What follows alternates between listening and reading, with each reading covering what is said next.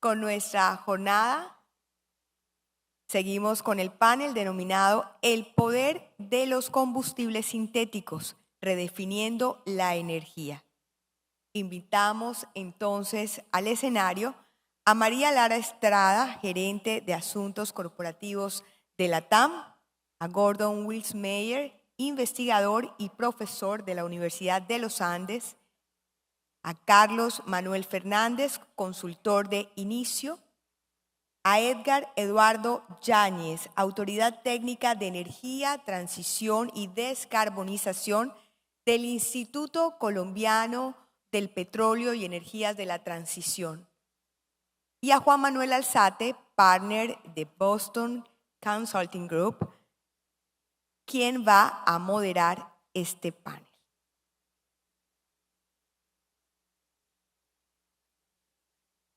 Les recuerdo a todos los asistentes que se pueden unir a nuestra conversación digital usando el hashtag numeral hidrógeno-Andy-Naturgas y que también, por supuesto, pueden seguirnos a través de nuestras plataformas digitales. En X nos encuentran como @Andy_Colombia y en Instagram como @AndyColombiaOficial.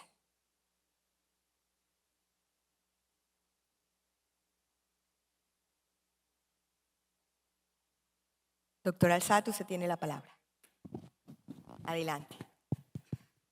Gracias, muy amable. Buenas tardes a todos. Tenemos unos minutos para conversar el día de hoy sobre el poder de los combustibles sintéticos. Y estoy acompañado de un panel de personas que representan opiniones muy diversas y complementarias entre ellas. Por este lado está María, que nos acompaña representando el lado de la oferta. María es vicepresidenta de Asuntos Corporativos de LATAM Colombia. Por este lado está Edgar, que representa a Ecopetrol y el lado de la oferta. Y aquí en la mitad quizás estamos tres personas con una opinión integradora e imparcial. Por aquí Carlos de H Inicio, una consultora en temas de hidrógeno y movilidad sostenible. Y Gordon, que es profesor tanto de la Universidad de los Andes como de la Universidad de Kiel en Hamburgo. Mi nombre es Juan Manuel, represento a Boston Consulting Group y estoy encantadísimo de empezar con esta conversación.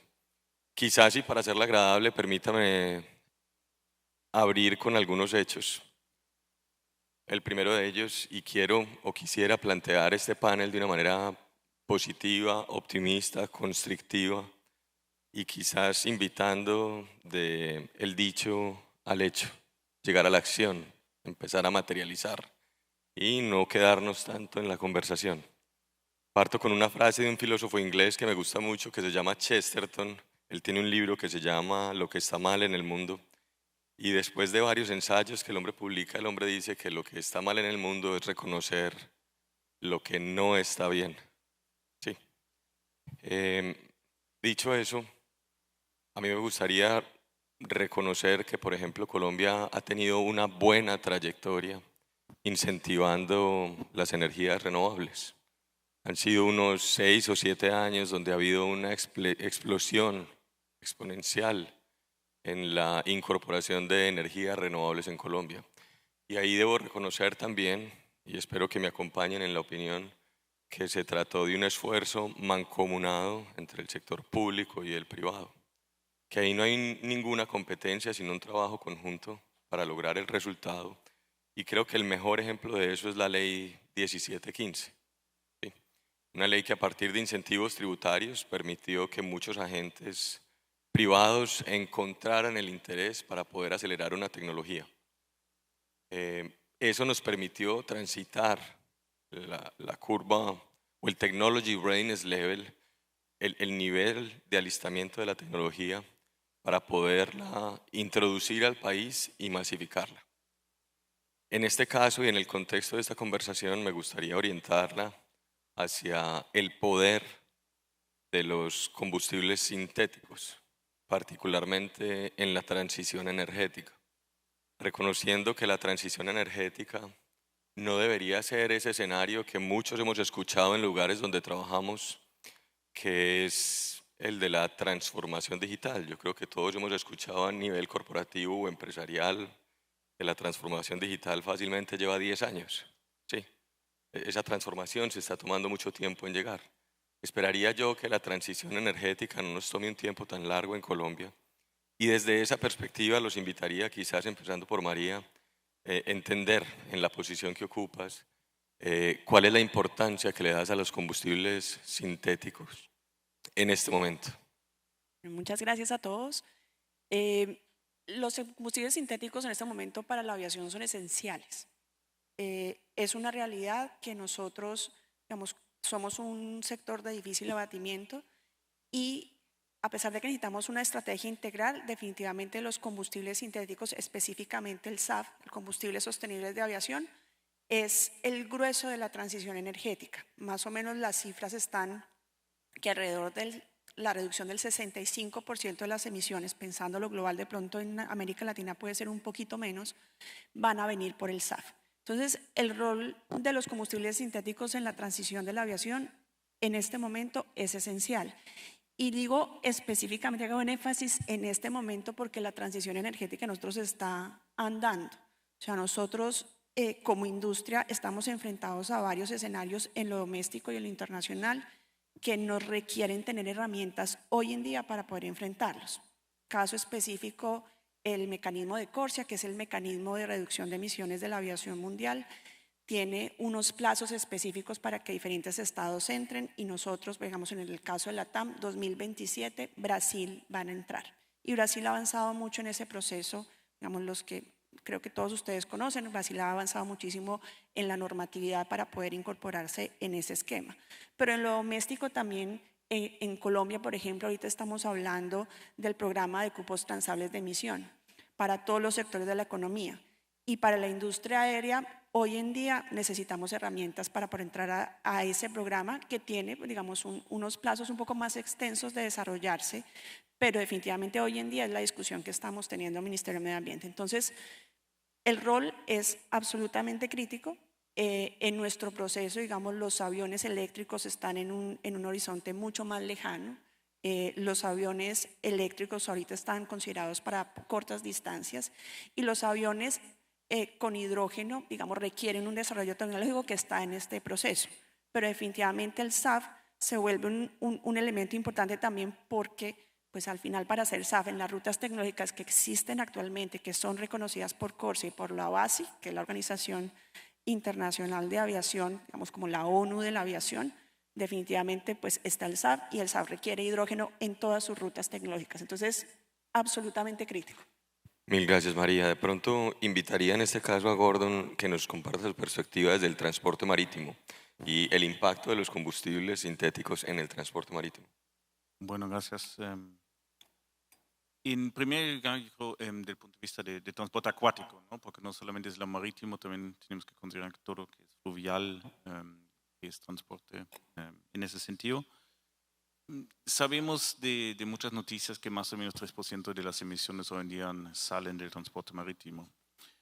Si tomamos un escenario positivo y pensamos que vamos a trabajar con los e-fuels en el futuro, los combustibles sintéticos, estamos hablando de más o menos entre 500 y 600 millones de toneladas que vamos a necesitar en 2040-2050.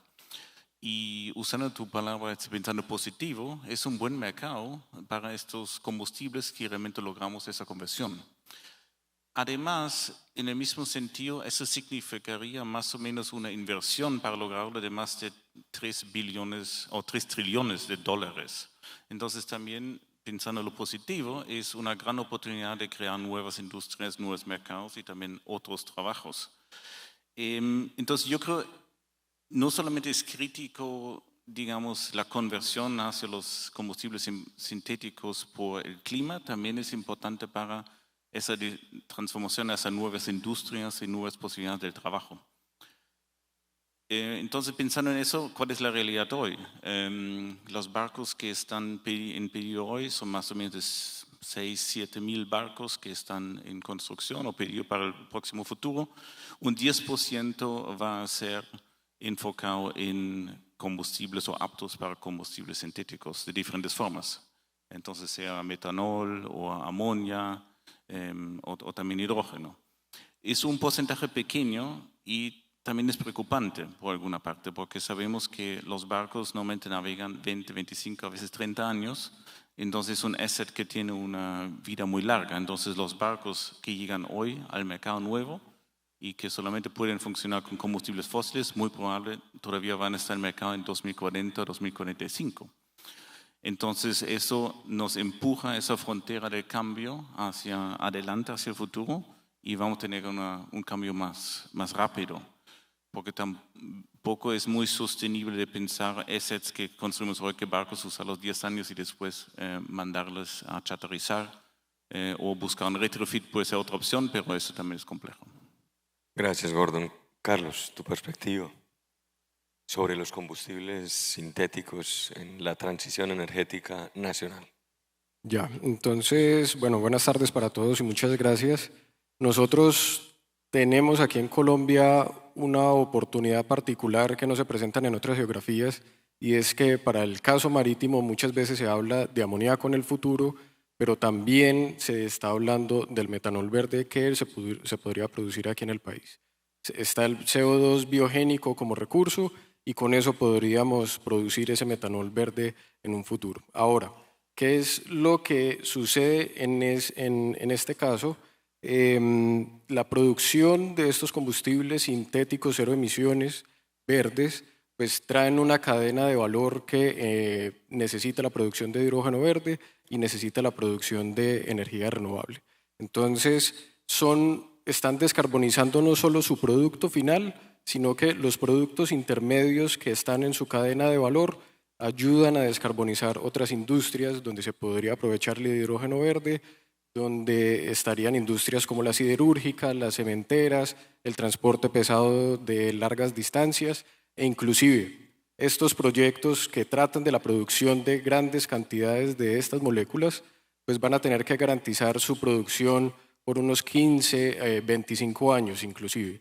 ¿Eso qué quiere decir? Que estos proyectos van a estar sobredimensionados y para evitar, llamémoslo, un curtailment de ese recurso renovable, pues podrían inyectarlo a la red. Entonces no solo descarbonizarían su uso final, el amoníaco o el metanol verde en la utilización de combustibles marinos, sino también industrias con sus productos intermedios con el hidrógeno verde y a su misma vez entonces con la energía renovable descarbonizar matrices energéticas.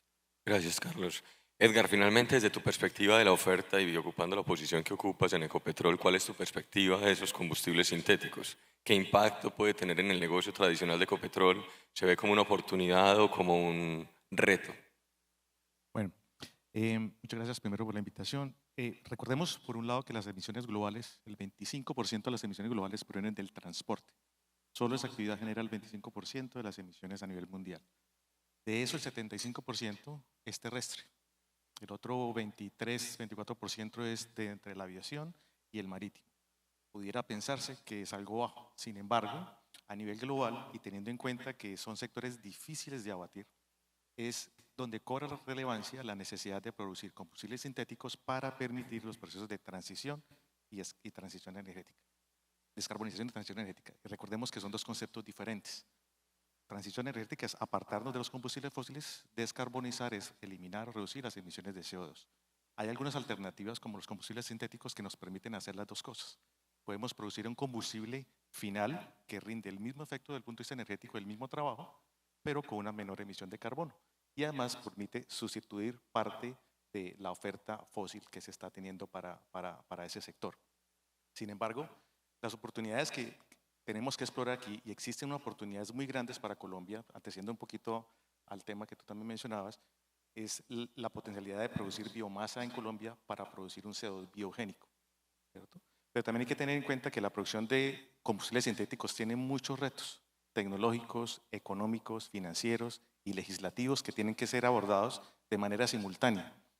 Cuando vemos el desarrollo que se está dando en algunas otras latitudes alrededor de los combustibles sintéticos, vemos que hay unas políticas y un marco estructural que están reuniendo todos esos aspectos tecnológicos, económicos, financieros, legislativos, regulatorios que permiten abordar ese tipo de desarrollo. Desde el punto de vista de la oferta, es muy importante aprovechar la infraestructura que existe, que tiene Colombia para poder optimizar los procesos.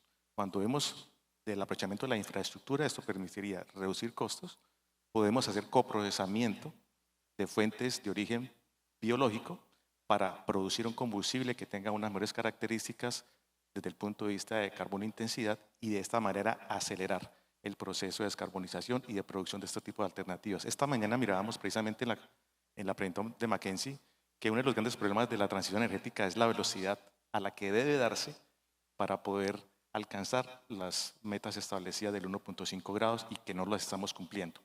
Evidentemente hay muchas alternativas para descarbonizar y hacer transición energética, pero tenemos ciertos plazos y ciertas capacidades para poder desarrollarlas. Y allí es donde el aprovechamiento de la infraestructura actual cobra una relevancia muy importante para poder optimizar ese proceso de producción, ¿sí? Y hay unos componentes que se vuelven unos retos muy grandes y es el tema del costo de energía renovable. Si quieres, ahorita me dejas abro el capítulo de los retos, que yo creo que eso va a ser entretenido. Más bien de pronto déjame brincar un poco en la conversación y pedirles a cada uno su top 3 de oportunidades de Colombia para producir combustibles sintéticos. ¿Dónde está esa gran ventaja competitiva para producir esos combustibles sintéticos? Bueno, yo creo que hay varios temas que son relevantes. Claramente Colombia, nosotros desarrollamos un estudio junto con el MIT y Airbus y claramente Colombia se vuelve un jugador regional. Entonces hay una oportunidad gigantesca por la disponibilidad de biomasa. Después entraremos a los retos sobre esas biomasas, pero hay una oportunidad y mangos bajitos, por decirlo de alguna manera, claramente la palma y la caña, etanol. Y en La Palma, los palmeros han avanzado de una forma importante en los temas de certificación, que en aviación están en el marco de la base y en el marco de Corsia. Entonces yo creo que ahí hay un potencial importante de biomasa para desarrollar una industria que no solamente sea local, sino sea exportadora. Yo creo que ahí hay una oportunidad histórica donde uno comienza a ver Latinoamérica y realmente en el resto de Latinoamérica, ya sea por disponibilidad de materia prima o por avance de la industria de biocombustibles, Colombia tiene una posición importante.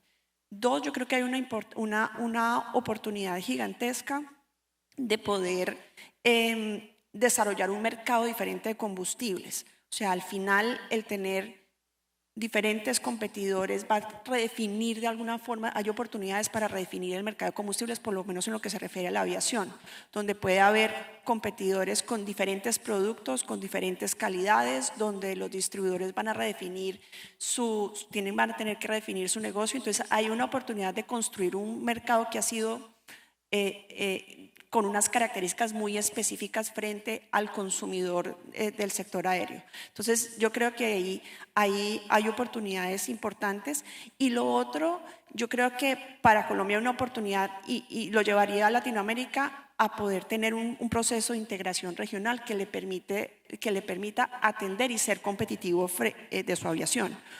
Porque definitivamente ya estamos, como les decía al principio, ya estamos viviendo procesos donde no se trata solamente de mis compromisos voluntarios, que en el caso de la TAM es 5% de combustible SAF al 2030, sino que tiene que ver con un tema de competitividad. Entonces, Latinoamérica tiene una oportunidad de ser competitivo y de generar economía competitiva alrededor del SAF. Gracias, María. Gordon. Bueno, yo creo, no voy a hablar del potencial de energía renovable, van a hablar los otros dos de esto.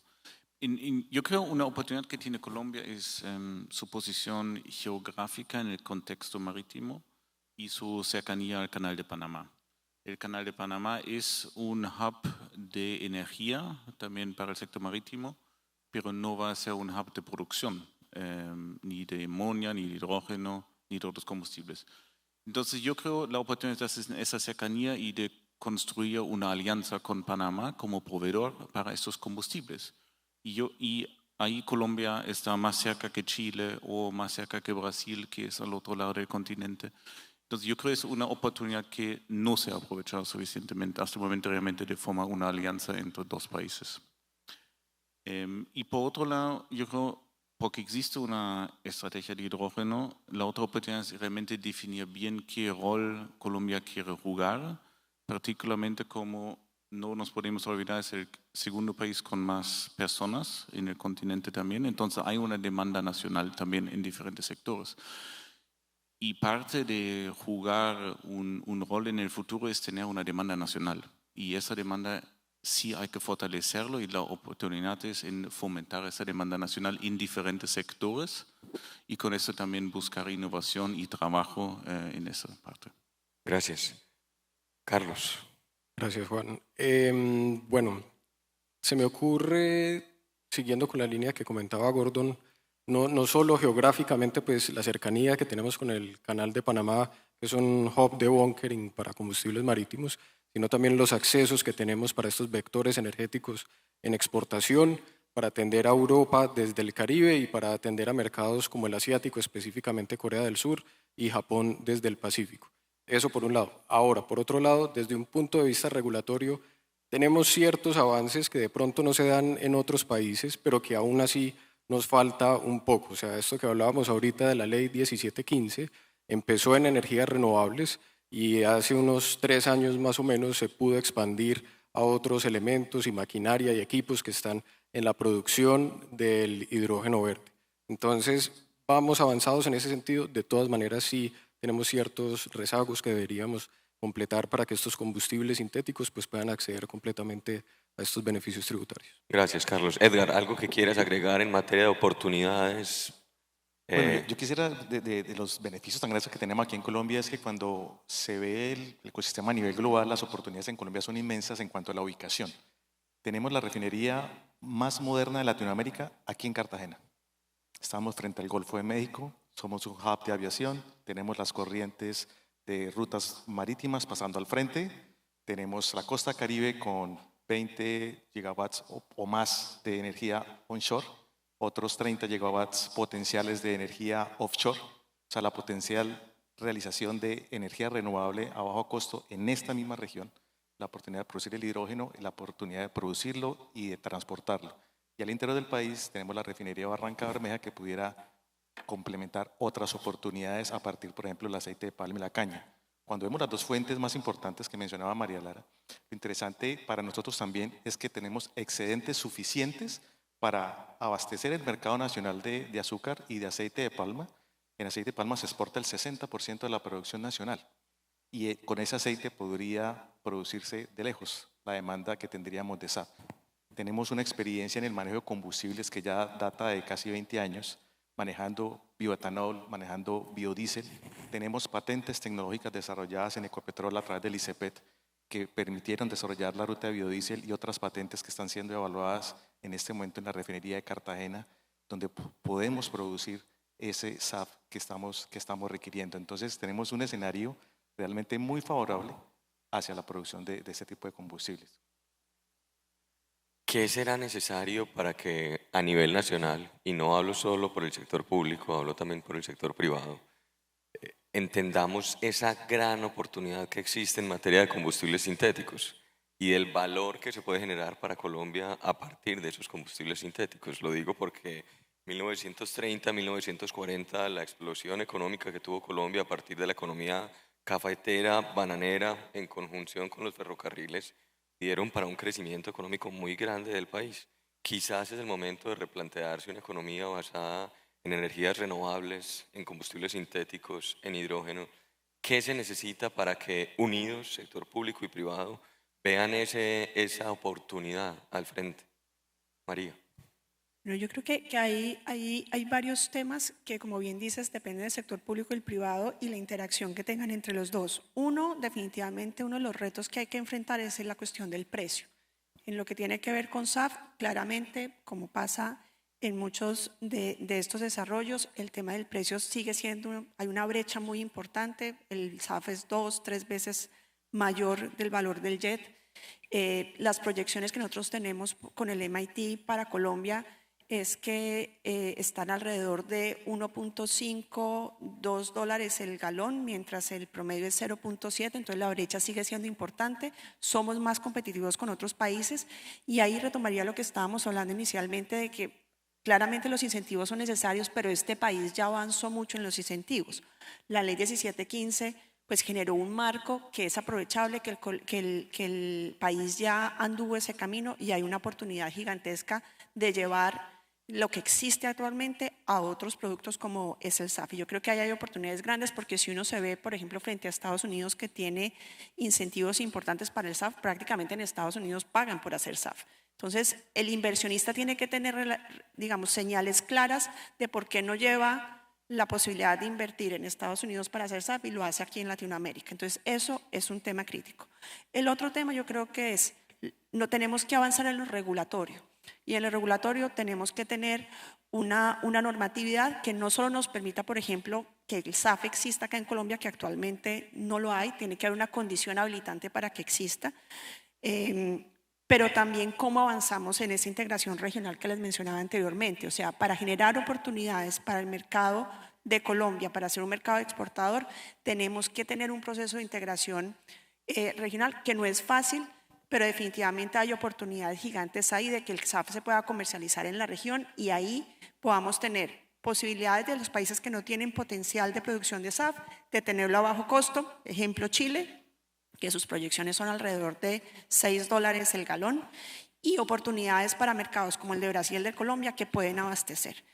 Y por último, yo creo que hay una tarea en donde si estamos un poco más rezagados, sabemos que tenemos la materia prima, pero necesitamos tener con más claridad cómo generamos la cadena logística para la disponibilidad, tener disponibilidad suficiente para crear esa industria exportadora.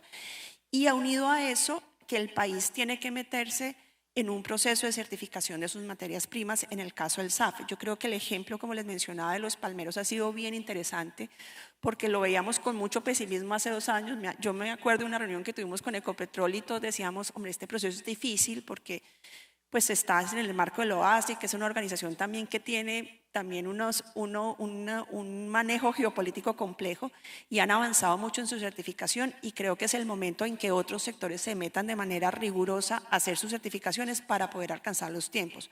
Ahí la caña, hay oportunidades con el maíz acá, no son tan grandes claramente como la palma, pero hay alternativas, entonces hay gente que está explorando con temas de pastos. Entonces, es importante avanzar en el tema de las certificaciones para poder tener, digamos, estar listos para tener una industria robusta. Okay. Bueno, ¿dónde empezamos con esa temática? Yo creo el primer tema importante es que nosotros trabajamos también acá en el país junto con el Banco Mundial y inicio el gobierno sobre dónde podrían ser esos puntos de exportación y de producción de hidrógeno y con eso también tiene que ver mucho que ver con crear la oferta de los combustibles sintéticos. Un desafío que vemos que sí tenemos un superávit hoy, pero la brecha y el salto a hacer de también llegar a la producción de esos combustibles sintéticos en gran escala es muy grande. Y nos falta la continuidad en las reglas políticas para que lleguen los inversionistas, como también menciona María. Y esa es una debilidad fuerte, porque nosotros encontramos muchas discusiones dentro de Colombia, si es el Caribe, si es La Guajira, si es Cartagena. La verdad, eso no es la competencia es en Namibia, es en Sudáfrica, es en Marruecos, porque al final, si Colombia quiere jugar un rol en ese mercado en el futuro, es contra estos países y tiene que ser competitivo en eso. Y una debilidad que tenemos ahí que por parte del sector público no hay suficientes incentivos para realmente promover la innovación en muchas partes y dar seguridad para pilotear y después para escalar. Estamos gastando mucho esfuerzo en estudios, pero el paso del estudios a un piloto o a un proyecto de escala, eso pasa en muy pocas veces y yo creo que eso es una debilidad que hay que superar. Y se puede solamente superar con una colaboración diferente, digamos, entre el sector público y privado, reconociendo también los desafíos que tenemos en el país. Gracias. Para ir recuperando mensajes y antes de pasar a Carlos y después a Edgar, el sentido de urgencia viene en 2 sentidos. Un costo de oportunidad al no estar entrando en acción en este momento.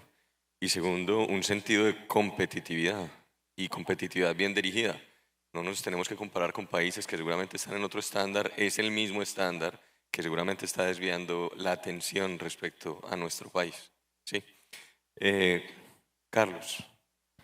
Entonces, en este caso, digamos, considerando 2 variables principales, una la exportación, se nos está presentando una oportunidad y es que desde el mercado europeo con sus aprendizajes recientes en temas del gas natural, ellos tampoco es que quieran concentrar su demanda a ciertas geografías y quieren diversificarla. Y ahí es donde Colombia tiene que aprovechar también estas oportunidades que se están presentando y no rezagarnos, como decía Gordon, a que se enfoquen principalmente en geografías africanas que están más cerca, sino aprovechar que ellos quieren diversificar su matriz y las fuentes de su matriz energética, trayendo de muchas otras regiones que hay en el mundo. Eso por un lado. Por otro lado, para estos combustibles sintéticos que se volverían exportación también, nosotros deberíamos alinear también nuestras capacidades de su manejo y de su uso dentro del contexto colombiano. ¿Esto qué implicaría? Impulsar regulaciones e impulsar legislativas que obliguen a que nosotros desde proyectos muy pequeños, con fechas y con hitos muy claros, podamos ir desarrollándolos en los próximos 25 años y que a medida que nosotros vamos exportando todos estos energéticos, pues también podemos atenderlos dentro de Colombia, porque al final sí estamos hablando de aviación, no estamos hablando de buques y de embarcaciones marítimas internacionales, pues son buques y embarcaciones marítimas que de todas maneras van a estar recalando en Colombia y que nosotros deberíamos tener como servirlos en temas técnicos y tener la infraestructura y tener las capacidades humanas para poder realizar esto. Gracias, Carlos. Edgar, tu posición. Sí, Juan Manuel. Yo creo que un paso importante es entender que no es el hidrógeno como producción o como uso o como transporte. Yo diría, tenemos que hablar de la economía del hidrógeno, ¿sí? Y es todo un marco conceptual donde consideremos la producción, el transporte, el almacenamiento y la utilización. Tenemos que pensar en crear un mercado del hidrógeno. Le pongo un ejemplo. Nosotros en Ecopetrol evaluamos la posibilidad de, a través de una tecnología que conocemos, pudiéramos producir 220.000 toneladas de hidrógeno. Hoy en día se producen en Colombia 120.000. Estaríamos en la capacidad de duplicar la capacidad actual. ¿Eso sería hidrógeno verde, azul? Azul, de bajas emisiones. Y se pudiera hacer a una escala que pudiera ser competitiva con algunos beneficios, por supuesto. Pero el problema es quién va a utilizar esas 220.000 toneladas de hidrógeno. No hay un mercado. ¿Cómo lo vamos a transportar? ¿Lo vamos a producir en Cartagena, en Barranca Bermeja? Son varios aspectos que deben llevarse de la mano, no únicamente mirar al productor o al consumidor del producto final, ¿cierto? Sino hacer un análisis de esta economía del hidrógeno y sobre todo aterrizar la situación a nuestro contexto. Cuando hablamos de combustibles sintéticos todavía a veces en algunas ocasiones nos enfocamos a los e-fuels, ¿cierto? Pero también en combustibles sintéticos tenemos los biocombustibles sintéticos. Para el caso Colombia y en general, en este momento la producción de biocombustibles sintéticos es la alternativa que debemos estar explorando, no tanto los e-fuels.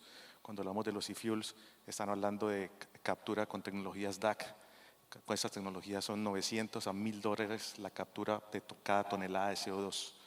Por procesos convencionales en reformado de metano podemos capturar a $60 a $70 la tonelada de CO2, ¿cierto?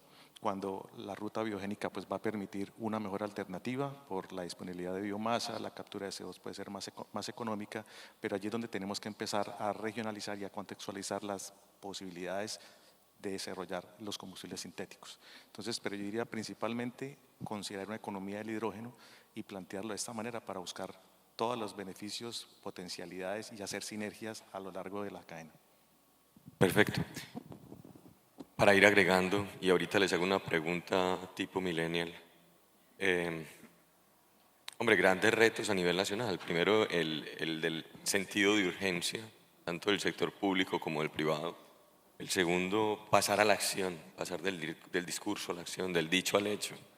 Tercero, generar un marco de incentivos y un marco regulatorio que promueva efectivamente los combustibles sintéticos en todo su espectro y reconocer que la solución no es solo única, ¿sí? Que hay soluciones para cada caso.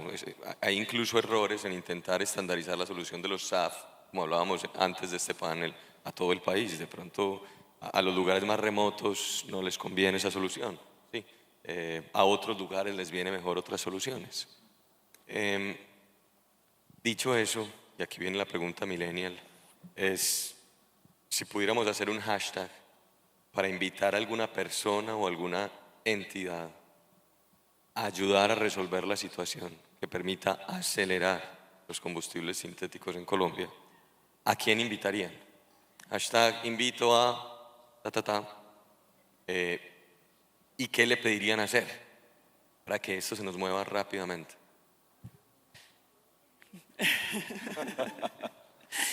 Definitivamente, yo creo que el gobierno nacional, o sea, es importante que tengamos claridad que estamos en un momento y una coyuntura clave y crítica para que en el cortísimo plazo nos podamos mover.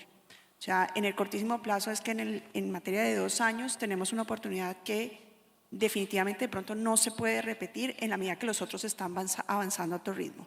Uno, porque digamos, el mercado existe, no tenemos que crear un mercado en lo que tiene que ver con aviación, y para el hidrógeno específicamente, el que haya un mercado para la aviación en combustibles sintéticos es una oportunidad gigantesca como palanca. Eso por ese lado. Por otro lado, hay experiencia, o sea, el país tiene experiencia, y si bien la oferta y la demanda estamos conectadas, en la mitad hay gente que tiene experiencia, tiene decisión y está buscando inversión, y eso creo que también es único. Y por último, es una palanca para otras iniciativas que está impulsando de manera importante el gobierno nacional, como es su política de reindustrialización. En el desarrollo de estos mercados definitivamente hay oportunidades para apalancar esa política de reindustrialización. Entonces mi hashtag iría para el gobierno nacional definitivamente, no porque no esté haciendo, sino es porque le tenemos que poner ritmo. Y un ritmo que es no estamos hablando de plazos de 3 años ni de 5 años, de 1 año y medio, 2 años máximo. Gracias, María. Una invitación al gobierno nacional, entonces. Bueno, voy a seguir tu línea un poco. Nosotros hicimos un ejercicio en temas de descarbonización del transporte de carga terrestre. Y una cosa que encontramos fue que tanto el sector público como el sector privado, como los académicos, hablan de descarbonización. Y todos pensamos que hablamos de lo mismo, pero la verdad que no. Particularmente donde posiblemente hablamos del mismo fin, pero el orden de las acciones para llegar a esa descarbonización es diferente entre el sector público, privado y los académicos. Y yo creo que sería importante sentarse y trabajar en entender esas diferencias, porque una vez que entendemos las diferencias entre las visiones y pasos a hacer para llegar a esa economía de hidrógeno, yo creo que eso nos va a liberar muchos caminos adelante, porque muchas veces hablamos que estamos todos de acuerdo, pero yo creo que las visiones y los pasos son diferentes. Entonces, mi hashtag sería reunámonos para conocer nuestras diferencias para avanzar más rápidos. Pluralidad entonces y diversidad. Unamos diferencias. Tu Ya. hashtag, Carlos. Hashtag 2 Gobierno Nacional también. Y muy en línea con lo que comentábamos ahorita, esas brechas en la regulación que no solo permitan cubrir de beneficios tributarios a la producción completa de estos combustibles sintéticos, sino también a activar el mercado de la demanda de estos combustibles sintéticos desde etapas muy tempranas y muy incipientes que se vendrían en los próximos 5 años hasta las más maduras que tengamos más cercanas hacia el 2050. ¿Eso qué puede significar? Que nosotros, con las capacidades que requerimos, pues podamos en los próximos 5 años, por ejemplo, tener pequeñas embarcaciones como lo pueden ser remolcadores, ya sea en el Caribe o que sea en el Pacífico, impulsadas con celdas de hidrógeno, y también más adelante, en los próximos 10 años, pues empezar a implementar tecnologías que ya están muy maduras en combustibles sintéticos como es el metanol o que eventualmente será el amoníaco también para estas grandes embarcaciones, pues crear entonces esa demanda y activar ese mercado dentro de la matriz nacional, nuevamente con metas muy claras y con horizontes muy claros también. Esta regulación de todas maneras, al tratarse de combustibles que evidentemente son más costosos por unidad de energía que sus alternativas actuales, pues tendrá que articularse nuevamente con incentivos tributarios igualmente. Edgar, ¿y tu hashtag a quién iría? Bueno, no, estaba pensando que cuando nosotros desde Ecopetrol evaluamos las alternativas de descarbonización y transición energética para el país. Gran parte de las rutas pasan por hidrógeno. Casi que todo lo que queramos hacer siempre vamos a transitar por hidrógeno. El hidrógeno es un viabilizador. Y mi hashtag sería como, es el hidrógeno para la transición, para que invitemos a reconocer que ese proceso de descarbonización y transición energética que queremos todos, debemos transitar a través del hidrógeno para poder alcanzar esas metas. Muy buena perspectiva, creo que agrega bastante todo lo que estamos diciendo. Nos quedan 10 minutos de esta conversación y quisiera aprovecharlos quizás para que hoy se dice manifestemos lo que quizás nos podemos imaginar al 2030. ¿Sí? Dicen que cuando uno verbaliza las cosas ayuda a que sucedan. Al 2030, y voy a empezar por acá, Edgar, al 2030, chasqueamos los dedos, mañana es 2030, ¿cuál va a ser el escenario en combustibles sintéticos y, permitime, hidrógeno verde? Ok, bueno, eso toca con la bolita de cristal, pero digamos, si uno ve los horizontes o una hoja de ruta para combustibles sintéticos, yo veo que, por un lado, fortalecer lo que ya tenemos de primera generación, ¿cierto? De primera generación de biocombustibles.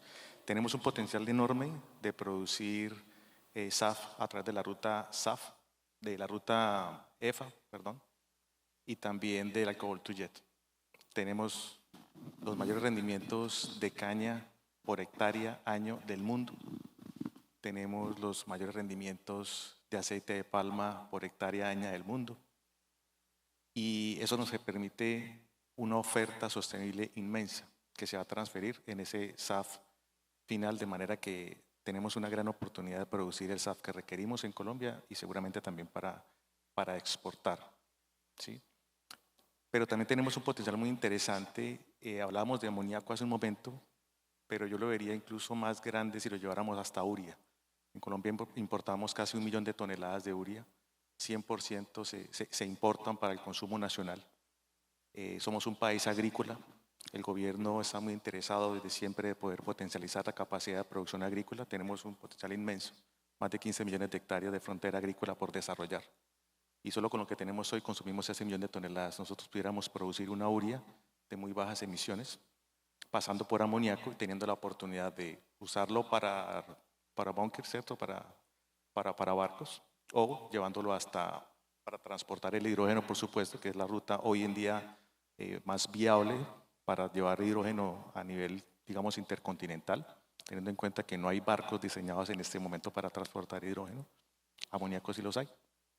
O si no, llevándolos hacia urea. Eso es lo que yo veo al 2030, pudiéramos tener unos esfuerzos importantes. De todas maneras, estamos a 6 años y estos proyectos a nivel de infraestructura en refinería pueden tardar eso. O sea, tendríamos que estar arrancando ya para que en 2030 pudiéramos tener esa capacidad de producción. Gracias.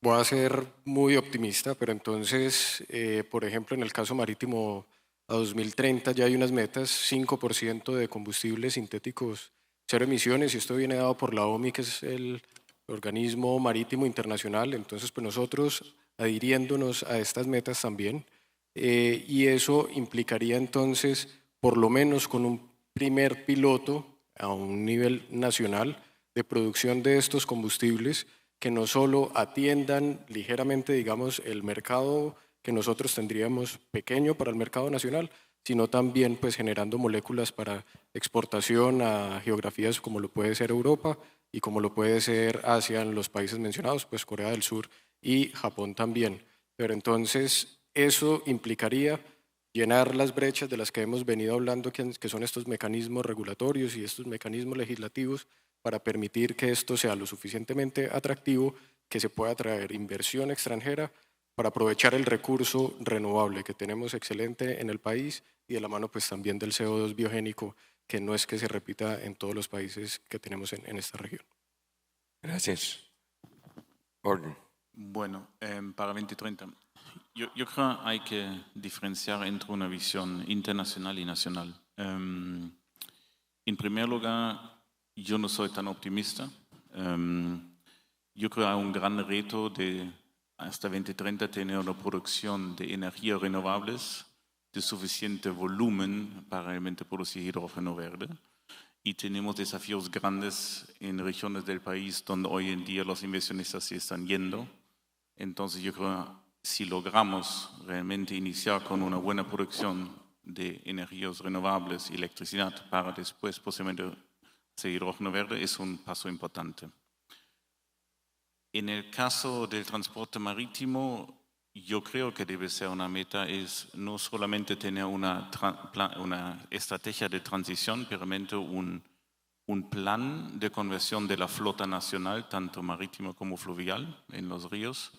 Y también no solamente un plan, también un fondo que realmente financia o cofinancia esa transición para realmente promover eso.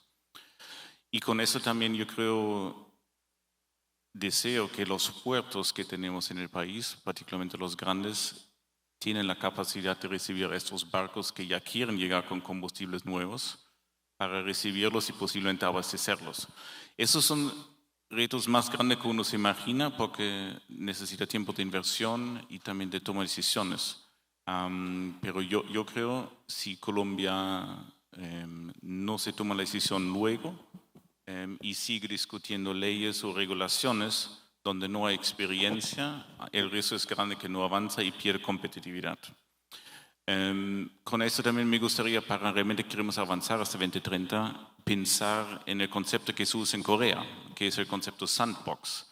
Cuando hay un tema nuevo, una industria nueva, un combustible nuevo, no tratar de regular todo con leyes desde el inicio. Primero jugar en la arena para ver cuáles son las experiencias, compartir las experiencias y después tomar las decisiones sobre las regulaciones necesarias y aprender los internacionales.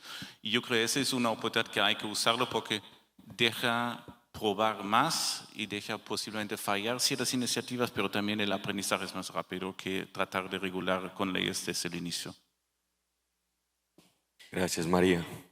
Yo quiero ser optimista y creo que si avanzamos a un buen ritmo con el tema de incentivos tanto para hidrógeno como para SAF, yo creo que a 2030 tenemos una gran probabilidad de tener proyectos produciendo SAF, por lo menos en la costa, en la Orinoquía, y el sector azucarero, digamos, la caña, siendo un actor importante como proveedor de materia prima.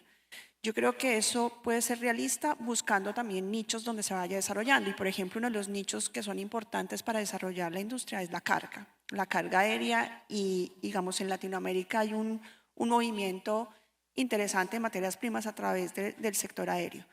Y por último, yo creo que en 2030, si bien no vamos a tener resuelto el tema de la integración regional, yo sí creo que hay mucho chance de avanzar, por ejemplo, con países como Chile, porque tienen una hoja de ruta, porque saben sus limitaciones y porque hoy en día los dos gobiernos están encontrando teniendo puntos de encuentro que yo creo que por ahí puede ir avanzando la integración. Gracias. Yo como María quisiera cerrar con una gran cuota de optimismo diciendo lo siguiente, y es, yo a 2030 me podría o me quisiera imaginar un país que es capaz de doblar su Producto Interno Bruto per cápita a partir de una transición energética bien hecha, capaz de generar un motor económico exportador de diferentes energéticos que desarrolla la economía nacional a partir de ese pilar, que quizás sea capaz de desarrollar una economía como lo fue la cafetera o la bananera para este país en otrora, a partir de ese vector energético que, como ya vimos, tiene muchas dimensiones, entre ellas los combustibles sintéticos, con una gran ventaja a favor y es el buen impacto ambiental que podría tener asumirlo de esa manera. Quisiera cerrar con esa nota positiva, agradeciéndole a los panelistas su opinión, esperando que esta conversación haya sido, primero, nutritiva y segundo, de su agrado, y tercero, invitándolos a que, desde el rol que todos y cada uno de los que estamos aquí ejercemos, ayudemos a mover al país en esta dirección. Mil y mil gracias por su atención, a la Andy también por tenernos aquí y por favorecer estas conversaciones. Muy bien. Muchas gracias a todos.